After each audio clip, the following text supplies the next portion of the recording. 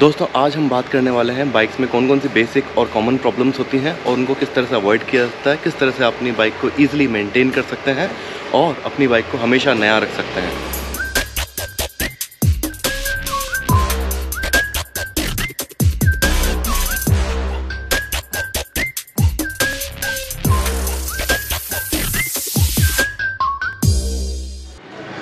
तो क्या आपकी बाइक भी कभी कभी स्टार्ट नहीं होती, या फिर आपकी बाइक की ऑयल सील लीक हो जाती है, या फिर आपकी बाइक को जब आप चलाते हैं और गियर चेंज करते हैं तो आपके जूते फट जाते हैं।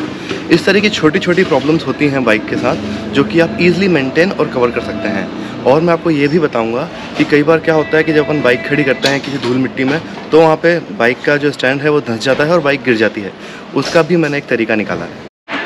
तो सबसे पहले बात करते हैं कि कई बार अपनी बाइक स्टार्ट नहीं होती, आपकी स्टार्टर कॉइल ख़राब हो जाती है या फिर आपकी बैटरी ख़राब हो जाती है। उसका मेन रीज़न ये है कि आपकी बाइक के बैटरी पर और आपकी बाइक के वायर्स में स्टैटिक करंट होता है और वह स्टैटिक करंट आपको रिमूव करना बहुत ज़रूरी है। तो मैं आपको बताता हूँ कि स्टैटिक करंट रिमूव कैसे करते हैं। तो स्टैटिक करंट हटाने के लिए आपको क्या करना है, सबसे पहले बाइक को भी स्टार्ट करने से पहले जितने भी वायर्स हैं उनको थोड़ा सा मूवमेंट देना है। अभी मैंने बाइक स्टार्ट नहीं की है, बस मैंने इसे हल्का सा मूवमेंट दिया, दोनों लीवर्स को थोड़ा सा मूवमेंट दिया बस। अब इससे क्या हुआ है, इससे मेरे वायर्स में जितना भी स्टैटिक करंट था वो सारा हट गया है। अब मैं बाइक को ऑन कर रहा हूँ। मैंने इग्निशन ऑन किया। इग्निशन ऑन करने के बाद भी मैंने थोड़ा सा वायर्स पे से मूवमेंट दिया ताकि अगर कोई स्टैटिक करंट हो तो हट जाए। ये करने के बाद सिंपल सा मैंने स्टार्ट बटन दबाया और मेरी बाइक ऑन हो गई। अगर आप इस तरह से स्टैटिक करंट को हटा देंगे और उसके बाद अपनी बाइक स्टार्ट करेंगे तो मैं गारंटी देता हूँ बहुत कम चांसेस होंगे कि आपकी बाइक की स्टार्टिंग की प्रॉब्लम आए, क्योंकि सबसे ज़्यादा स्टार्टर कॉइल की प्रॉब्लम आती है वो स्टैटिक करंट के कारण ही आती है। इस तरह से बिल्कुल सिंपल यूज़ करके आप अपनी बाइक को अच्छी तरह से मेंटेन कर सकते हैं। अब मेरे साथ बाइक में जो अगली प्रॉब्लम आती है वो ये आती है कि कई बार जब मैं गियर चेंज करता हूँ तो मेरे शूज़ वहाँ पे काला हो जाता है या कई बार मेरे शूज़ फट जाते हैं। तो उसके लिए भी मैंने एक तरीका निकाला है। यहाँ पर मैंने ये रबर का एक टुकड़ा चिपका रखा है। तो जब मैं अपना गियर चेंज करता हूँ यहाँ से, तो देखिए इस तरह से मेरे आराम से इसको चेंज कर सकता हूँ और ये मेरा जूता फटने से बचा लेगा। मेरी बाइक की अगली प्रॉब्लम ये थी कि कहीं भी अगर किसी धूल मिट्टी में या किसी गीली मिट्टी वाली जगह पे, ग्रेवल पे जब मैं अपनी बाइक को खड़ा करता था तो मेरी बाइक धंस जाती थी। तो उसका भी मैंने एक तरीका निकाला है। मैंने यहाँ ये गोल गोल लोहे की पत्ती वेल्ड करवा रखी है, तो ये मेरे को ज़्यादा ग्रिप देती है। कहीं पर भी जब मैं अपनी बाइक खड़ी करता हूँ तो मेरी बाइक के स्टैंड को ग्रिप ज़्यादा मिलती है। इस पत्ती को वेल्ड कराने में मेरा 200 रुपये से ज़्यादा खर्चा नहीं आया था, लेकिन ये मेरी बाइक को गिरने से बचा लेती है और इसलिए पीस ऑफ माइंड रहता है। अगली प्रॉब्लम जो बाइक में होती है वो होती है शॉकर सील लीक होने की। तो वो उसका बेसिक रीज़न ये होता है कि आपके जो शॉकर्स हैं उन शॉकर्स पे हल्की सी मिट्टी होती है, बिल्कुल माइन्यूट सी मिट्टी या रेत होती है, वो भी आपकी शॉकर सील को लीक कर सकती है। सबसे ज़्यादा प्रॉब्लम्स उन बाइक के साथ होती है जिसके अंदर अपसाइड डाउन फॉक्स होते हैं, जैसे कि इस बाइक में है। तो यहाँ आप देखिए इसमें अपसाइड डाउन फॉक्स है और यहाँ पर नीचे जो शॉकर है यहाँ पर सील लीक होती है।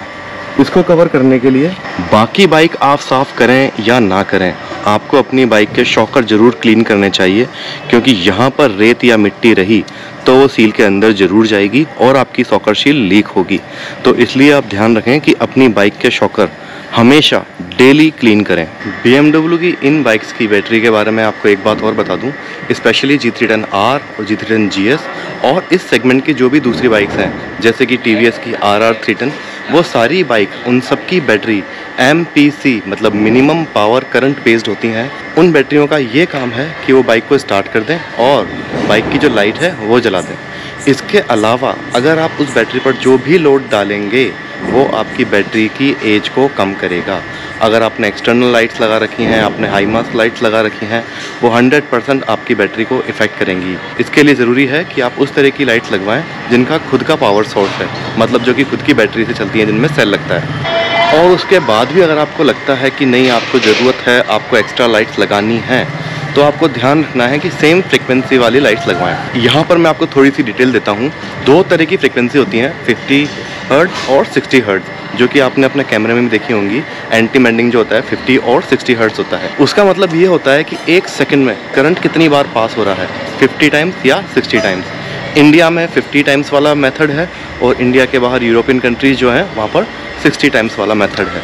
तो अगर आपने जो बाइक ली है वो 50 हर्ट्ज वाली है और आपने इसके अंदर जो एसेसरीज लगाई हैं वो 60 हर्ट्ज वाली हैं, तो वो आपकी बैटरी के साथ कन्फ्लिक्ट करेगी और आपकी बैटरी में प्रॉब्लम आएगी। इस बात के लिए ज़रूरी है कि अगर आप एक्सटर्नल लाइट्स लगा रहे हैं तो वो सेम फ्रिक्वेंसी पर हो।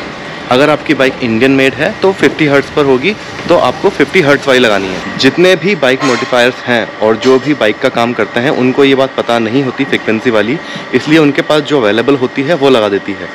ये आपकी बाइक है तो आपकी रिस्पॉन्सिबिलिटी बनती है कि आप चेक करें कि जो भी एसेसरी आप लगा रहे हैं उसकी फ्रिक्वेंसी, उसकी पावर फ्रिक्वेंसी आपकी बाइक की बैटरी की पावर फ्रिक्वेंसी से मैच कर रही है या नहीं। इस वीडियो में इतना ही, फिर मिलेंगे किसी दूसरे वीडियो के साथ, किसी दूसरी इन्फॉर्मेशन के साथ। तब तक के लिए थैंक यू।